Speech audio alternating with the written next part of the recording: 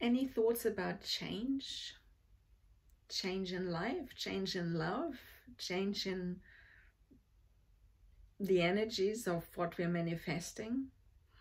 That is a hard one, isn't it? A lot of us don't like change. And if we don't feel change, we might get very, very irritated and very uncomfortable.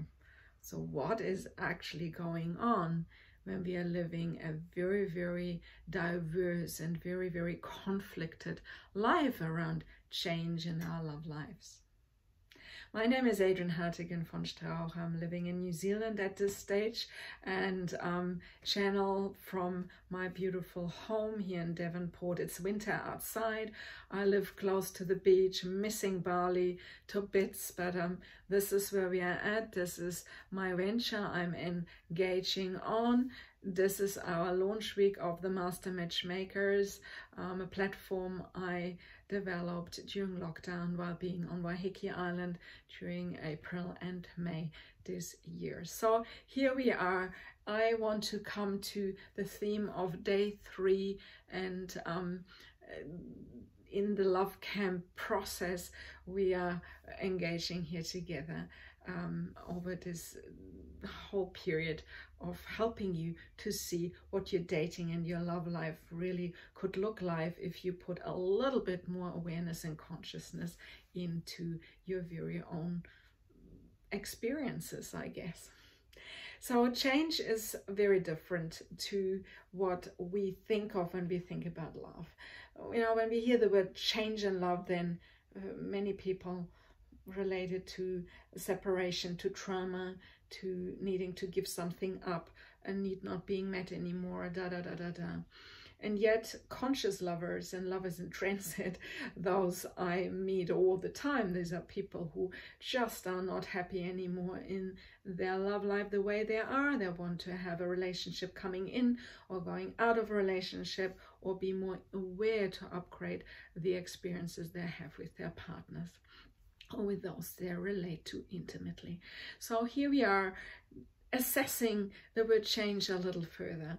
Now, change in love can be actually a very positive thing if we don't change too much and have not too much going on all the time. I mean, there are people in their love lives perceiving that, you know, the whole dating world is like a big buffet and they can dip and nip into all sorts of interesting niches and take people's energies as something that's available for free and take it for granted that a lot of vulnerabilities out there in this space to offer our willingness to connect.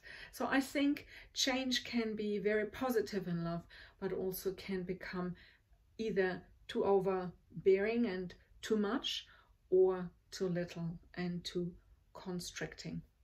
So where's the balance? I have these conversations lots with clients and lovers who come my way and I coach, and I see there is a particular theme that appears again and again and again.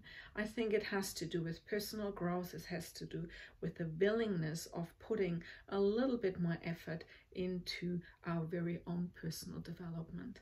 Now, being a transformational love coach, I find it very interesting to see that there is often the readiness in the masculine quicker and more decisive than in the feminine, and yet we want to really understand that when we are actually in a relationship that is working the way it works, that sometimes just holding the energy together and taking first out what works really well and then putting our energy into the areas where improvement is needed, then it doesn't need a huge change process as such, but it's just really a strengthening process or something we engage in on a much deeper level.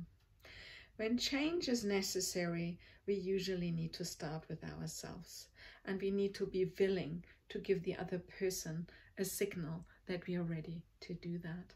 And this is particularly evident in relationships where one or the other partner believes it's time to leave, or it's time to seek out for other people to give, oneself what we might not be given in the relationship we are currently in.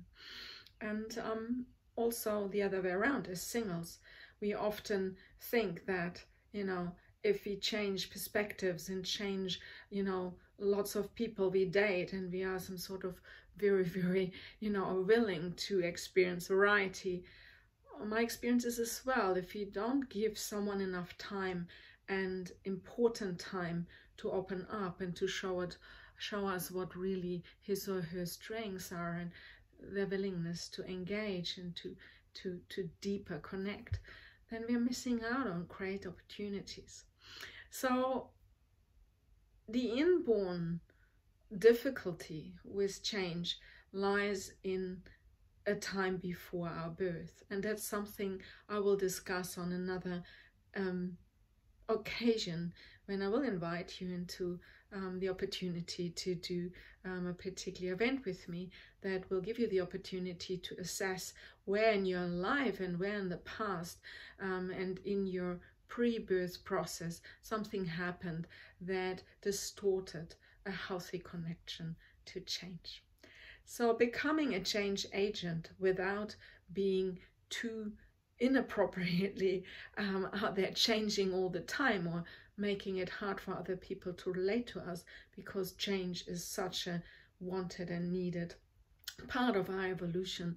I think it's ultimately very, very necessary to find the balance. So here it is that I want to invite you to something I call my Love Coach wheel, the wheel of love and fortune. And it's a wheel that assesses 7 areas around your lifestyle, in which you just think very, very creatively how positive or how negative things are for you.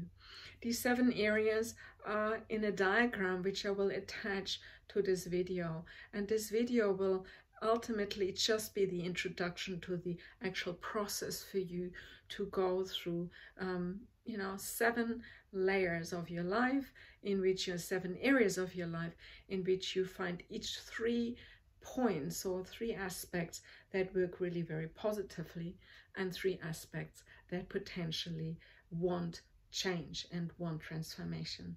And when we really assess what is happening in each area, and particularly around our relationships and the wonderful area that is intimacy, then that wheel that maybe looks a little bit, I actually call it the Love Coach donut. That's actually the original name of this metaphor I'm creating here.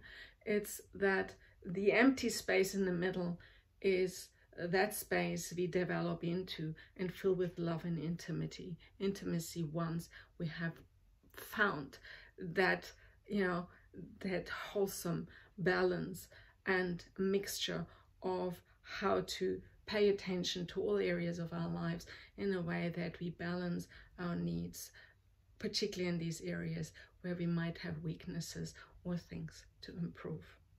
Now that sounds really like big work and a lot of change to achieve in a way, but when you're single and prepare yourself for a healthy love life, I always do this process with clients to assess where in the learning process and attraction process of finding someone we love to date and spend time with, we want to really, really help that health and financial issues, professional issues, relationship issues with family and with business partners and co-workers are healthy and balanced and resolved, and that we can focus on the good things in our lives and be actually ready to embrace a person who brings a lot of their very own experiences and frequencies into our space.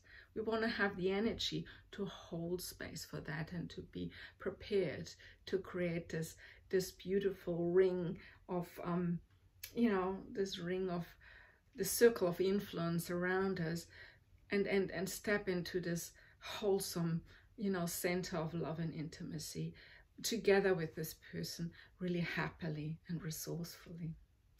The Master Matchmakers are a platform that prepares us for dating and, loving consciously, and being in a network with people who communicate a lot about what they need, what they want, what they wish to establish in their life, and how to do it, and how to heal, and how to resolve, and how to find ways in the world of relationship healing, of relationship manifestation, of so many themes that are, available to us to discuss. And I want to establish something that is very unique. The Master Matchmakers is also an opportunity for you to develop real, even professional skills, to share later on with the world what you have learned in your very own journey manifesting the love life you absolutely desire. I came my way into this work in really ultimately learning how to make a new marriage really a successful marriage.